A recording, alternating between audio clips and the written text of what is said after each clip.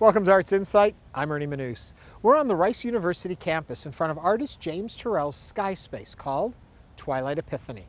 In 2013, Houston, along with New York and Los Angeles, hosted major retrospectives of Turrell's work.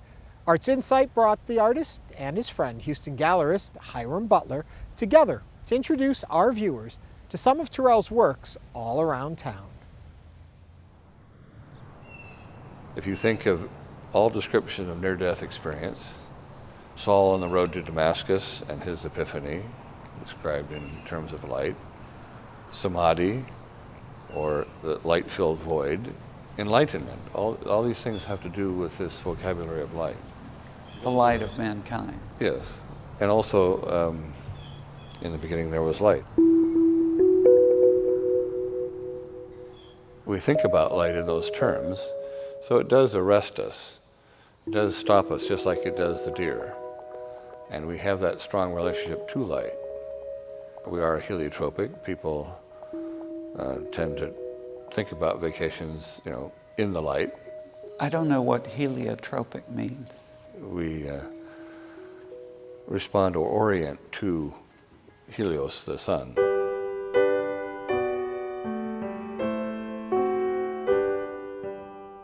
In thinking about the meeting house here, I remember thinking when I was young about my grandmother and her relationship, because she was the strongest who had the relationship to a religion or to a faith, and was the one who took me often to the meeting. And she always said, "You go inside to greet the light." So this meeting of the light inside was something that was very important. And I can remember trying to figure out what that meant and what I was to do. And I also remember thinking when I was a child, what about the meeting house, how I would like it. My thinking of sitting there, often I would think of what it would be like if the roof were off. Kind of, it's like a child thinking, well, what if this were a convertible? And so that's actually what I used to think about, because I used to think about this idea of cielo, or the heavens, or the sky, and the relationship of sky to the idea of heavens. And I just thought, this would be kind of terrific if it had no roof. I'd never thought about it before, but that about light that calms kids down is part of what happens here when people come, and they're animated when they first get here and everyone's talking, and then they settle down and just look at the light. Well, it is something that has an emotional impact that doesn't get talked about too much in art criticism. But also it has a physical situation too. First of all, remember, we drink light as vitamin D through the skin. So through the skin we actually make vitamin D. So light's a food. That's the physical part of it. It's part of our diet. And then we have a strong emotional relationship to light as well. It really does have this amazing effect on us. And then the third quality is this spiritual quality. Now, people often saying, you're involved in an art that's spiritual. Could be, but I'm not going to worry about that, because if you look at the history of art, if you look at Vermeer with light, if you look at Turner, Constable, you look at Rembrandt, you look at all the Impressionists, and not to mention Goya and Velázquez, there is this dealing with light. So this fits right into it. I just have sort of an American view of deciding to, instead of using paint to depict light, I actually am using light, which seems like a little bit more direct to me. and I'm very interested in that. I'm also interested in our primal relation to it. Just the same way that you see a deer that gets frozen by the headlights of a car and hit by the car, we have that same relation to light when we look into a fire. And it tends to engender this thinking. It's not a thinking with words, but it's still thinking. So this kind of wordless thought of the theta state, we kind of drift off as we look into campfire or a fire in the fireplace. And so this is our primal relationship to light. So I want to keep that. So rather than put content in it, that is with an image, I leave that out.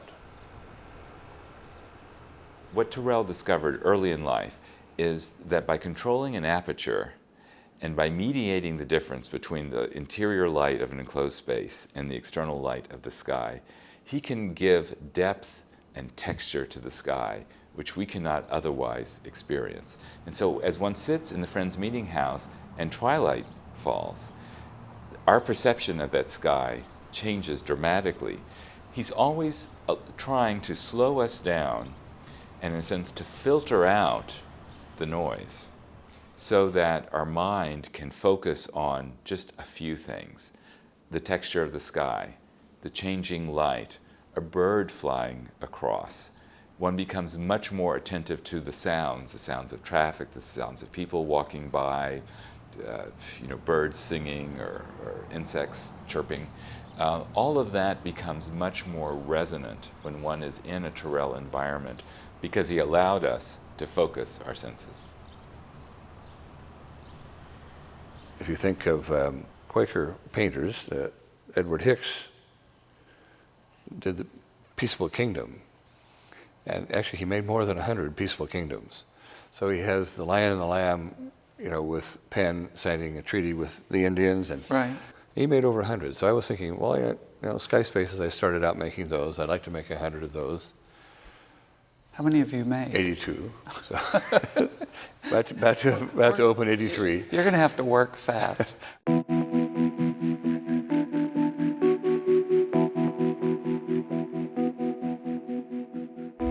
Last night we were at Rice, and that was a very different experience from being here. It was colored light and it changed. And this is white and static. Now they're two very different experiences. Well, I started out with the early Sky Spaces where I made our light stay the same. So you didn't notice it when it was day, but as the sky diminished, then our light became more prominent on the inside. At Rice, for instance, is quite different. I'm not only working the light on the inside, which is changing, but the light, of course, on the outside is changing. So I change it in response to the light outside. Many people are quite unaware of the fact that we make the color of the sky. We give it its color. We always think that it's something we receive, that all perception is something that comes to us. And because we think that, it's very easy then to change the color of the sky. I mean, obviously I'm not changing the color of the sky, I'm just changing the context of vision. It's surprising to people. I have seen people in the middle of the light show just have no idea how it is that they're seeing a color that they know doesn't really exist in the sky, but yet they're seeing it. And I've had people demand explanation. What is going on? How I'm seeing green in the sky. Everything that the brain interprets, it interprets in context.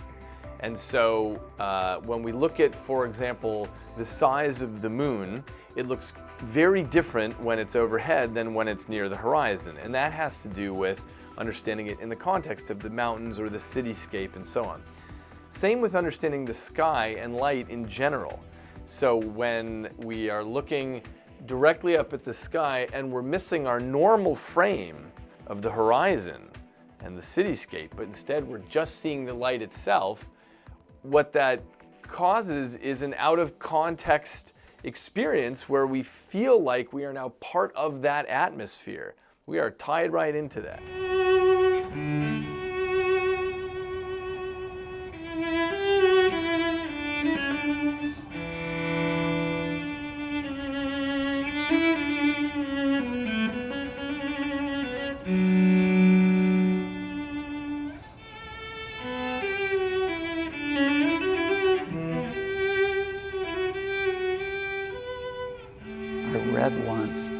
that the average time someone spends looking at a painting at the Met is 15 seconds.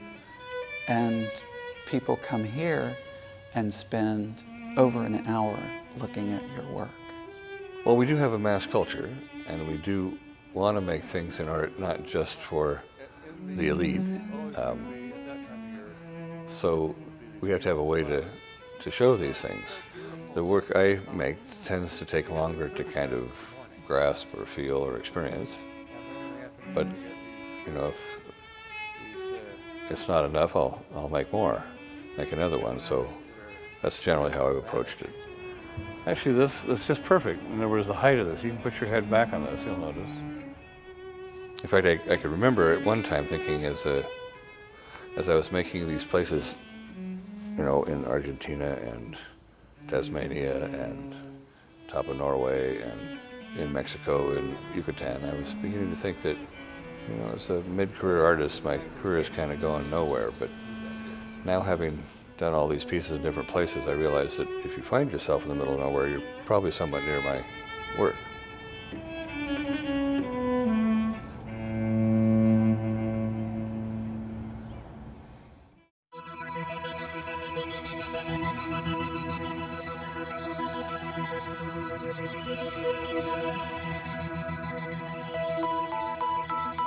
I started out with the work you'll see at the museum, with a way of looking at Plato's cave. I started with a perfect interior, and I used the wall as the picture plane.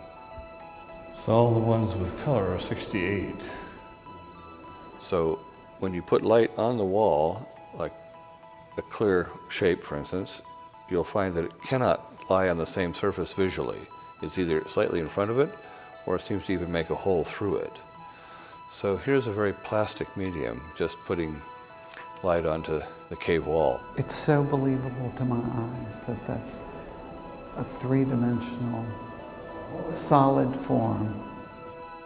But the miracle of James's work comes out of the fact that, almost as a sort of wonderful imaginative coup, he figured out a way to work with light in space in a palpable fashion that wasn't about looking at a light bulb or anything that previous artists working with light had used, and instead by projecting it across a room and then ultimately embedding it in architecture, he opened up a whole new landscape in the history of American art.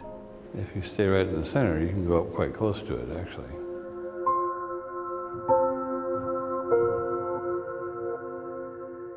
Well, the Gansfeld has more to do with how we perceive form. And when not given form to see, we tend to make it. And that's something I'm very interested in, moving into this idea, this realm of the new landscape that has no horizon. We're moving into that when we fly and get involved in flight through cloud or fog, or at night, as what happened to JFK Jr. And it's a territory that we've entered through flight, through space, through diving, but I think it's a little bit exhilarating too, because those spaces that, when you step up to them, give you a slight disequilibrium. I mean, you have a little difficulty sometimes with perhaps balance, but I don't leave it there for too long. What is truly remarkable about Turrell's work is that the play with perception and the disorientation that sometimes follows from experiencing his work always results, I think, in a positive experience. His work invokes elation. It is a celebration of life. It is life-affirming. And there's always, I think, a joyful discovery every time one encounters his work. There's a phenomenon with the tunnel at the Museum of Fine Arts, which my doctor told me about, that when his 3 kids got to a certain age, he couldn't take them to the museum because they were too restless. And then he discovered that if he took them to the tunnel first, they calmed down enough. Well, first of all, the work that I do has no image. And because I don't want to have the story, for instance, when you look at film or video, this is light. and it's projected light also. And so, but we're not looking at light, we're looking actually for the story or the content carried by the light. Secondly, this is a work that has no object, there's no thing there. I'm interested in light having not only thingness, but being the revelation itself. And then there's no particular place to focus. So without any image, without any object, without any particular place of focus, what is it that you're looking at? How can you look at that for an hour? Well, that's part of it, is that we do in some way look at our looking. We sort of start to see something that is not unknown to us, but we don't normally see this way with the eyes open. And I like to thinking of this light that we see in the dream, because I think that we know this light very well. It's just that we don't normally see it with the eyes open.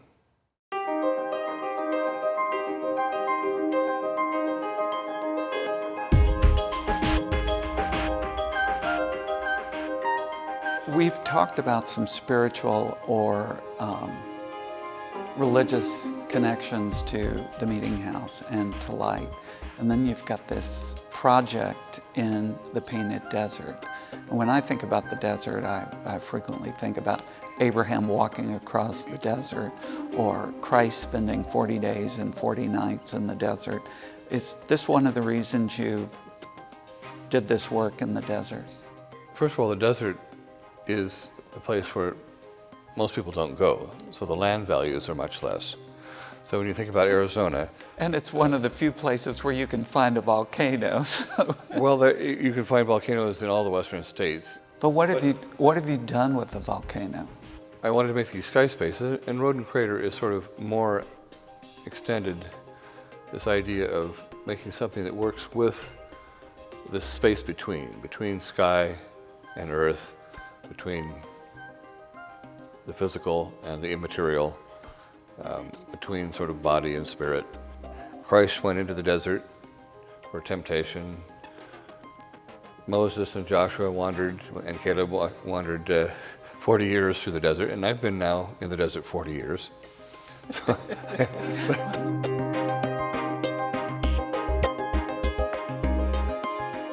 and so this thing with wanting to make a place to come to, which is also a journey, where you then have this thing between our life here on Earth and also this cosmos, and where the cosmos are brought down in such a way that the moon is in your space, and there's an 8-foot moon, and it's right where you are, that the stars and the sun, all that is something that no longer is in this territory out there away from us, but it's brought into our own territory where we live. Was really important to me. How big is Roden Crater? It's a very modest volcano. No, but it's a modest volcano. But I saw an illustration where the Great Pyramid of Giza was put in relationship to it. Yeah. In relationship, and it fits inside. I don't know if this is hyperbolic, but I've also heard that the tallest building in Arizona is Roden Crater. Is Roden Crater. Yes. It's the construction in Roden Crater. Except if you go up the top and jump out the window, you land 3.5 feet later. And you roll down. Roll down the hill if you want to.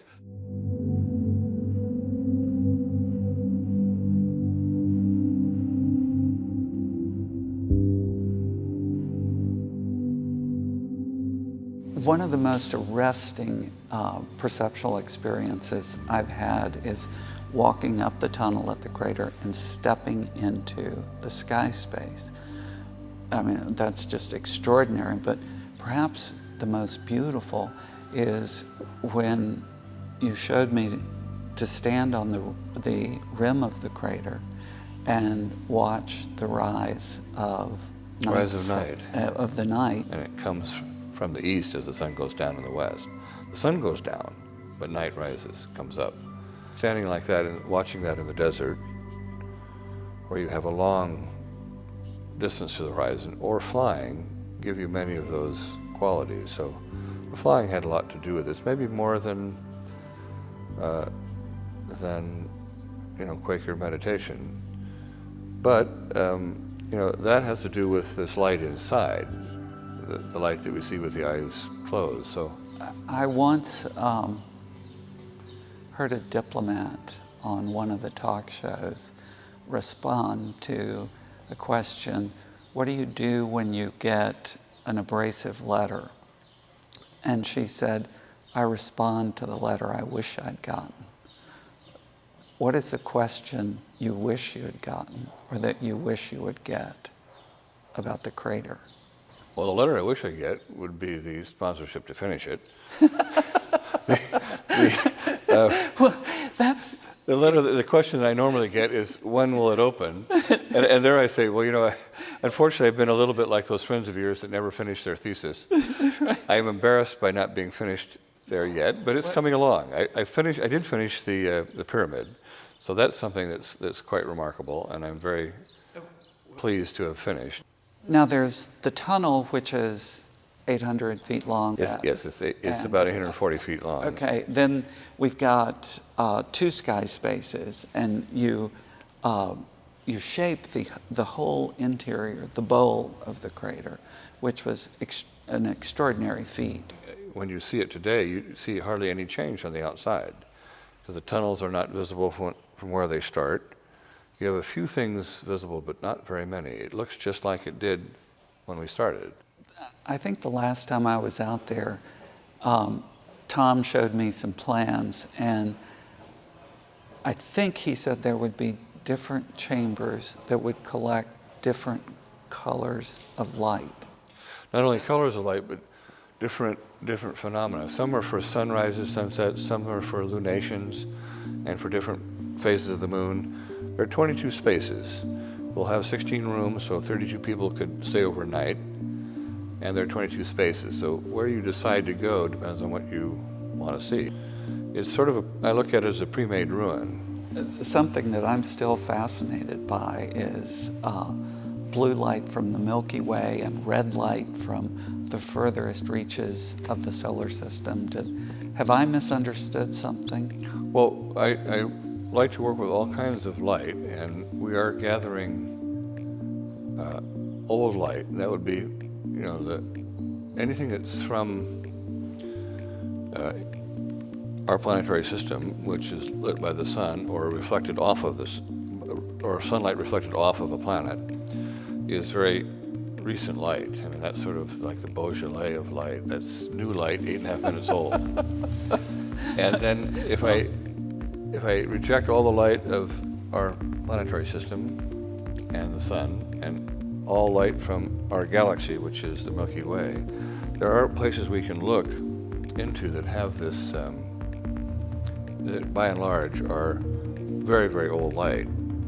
So if you stand in one of those chambers, you're seeing light that's older than our solar system. And you can actually absorb that light with your body? It's going to be redshifted because it's moving away from us quite fast. And so you can actually then, during the day, see this light that's very fresh and new, the sunlight, and you can see very old light gathered. Now that's like a meritage because it's not just one source, so it's gathered light. But you would be standing in light that's older than our solar system. And that, to confront that light is, and it is that light, it's not something about that light, it actually is that. That's something that is, I think, special. And anyway, sooner or later, Rodin Crater. Turrell's Sky Space at Rice University is free and open year-round to the public, with special programs at dawn and sunset. You can find out more at skyspace.rice.edu. For Arts Insight, I'm Ernie Manous. We'll see you again next time. Good night.